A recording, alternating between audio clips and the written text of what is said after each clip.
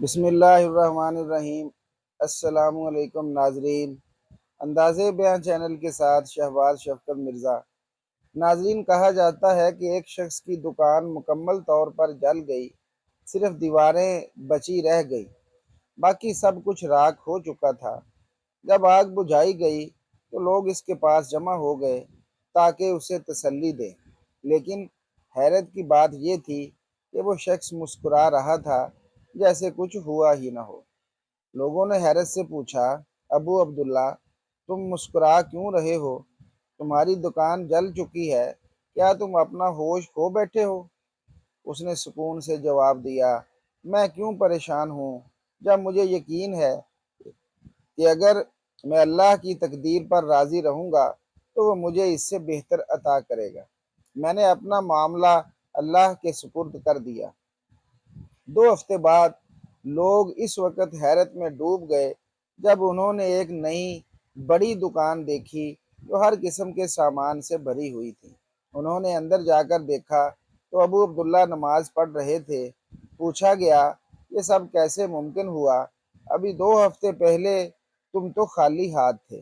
ابو عبداللہ مسکرائے اور کہا، میں نے کہا تھا نا کہ اللہ مجھے ضرور عطا کرے گا۔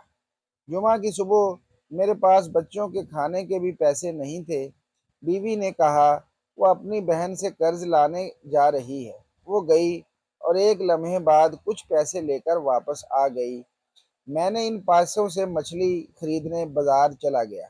وہاں ایک مچھیرے نے ایک چھوٹی سی مچھلی ہاتھ میں لی ہوئی تھی اور لوگوں سے التجا کر رہا تھا کہ اسے 200 دینار میں خرید لیں تاکہ وہ اپنی بیٹی کے علاج کا بندوبست کر سکے۔ ابو عبداللہ کو رحم آیا اور انہوں نے 200 دینار میں وہ مچھلی خرید لی اور اللہ کی رضا کی نیت سے صدقہ سمجھ کر گھر لے آئے۔ بیوی نے مچھلی تیار کی اور جب پیٹ چاک کیا گیا تو اس میں سے 9 خوبصورت پتھر نکلے۔ بعد میں معلوم ہوا کہ یہ عام پتھر نہیں بلکہ قیمتی موتی تھے۔ صرف 3 موتی بیچ کر وہ اتنا کما چکے تھے کہ نئی دکان کھول سکے۔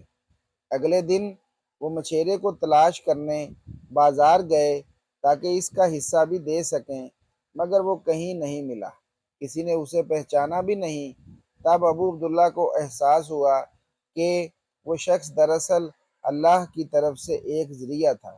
تو ناظرین، جب آپ کا بھروسہ اللہ پر سچا ہو تو وہ ایسے ذرائع سے عطا کرتا ہے جن کا تصور بھی ممکن نہیں۔